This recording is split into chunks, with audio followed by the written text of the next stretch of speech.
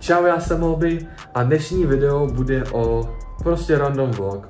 Je 14:36 a nemám natočený ráno sice, ale teď vám rychle shrnu, co jsem ráno dělal. Ráno jsem se probudil v 7 a jako obvykle jsem si šel dát studenou sprchu a vyčistit si zuby. Pak jsem si dal snídani a pustil se do editování. Potom, co jsem doeditoval, jsem měl v plánu jít do gymu. Let's go!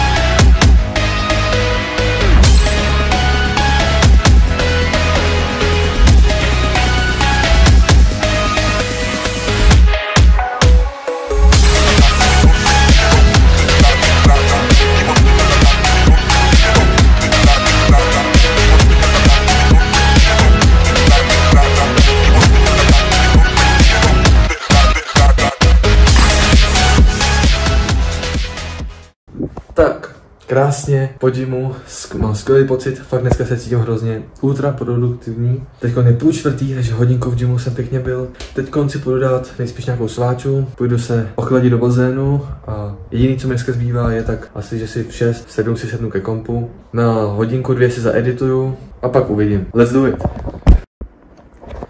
Tak. Na ukončení dne jsem si trochu zaeditoval a zahrál jsem si Wheel Valorant s kámošem, tak chill, chápete? A teď půl 11, akorát jít spát. Takže doufám, že se vám tady ten typ contentu líbí. Jako mě to docela bavilo, protože je to lepší, prostě jenom vezmu kameru a natáčím, co dělám přes den, takže je to dost lepší. Takže tak napište do komentářů a já jdu spát. Do dalšího videa. Čus!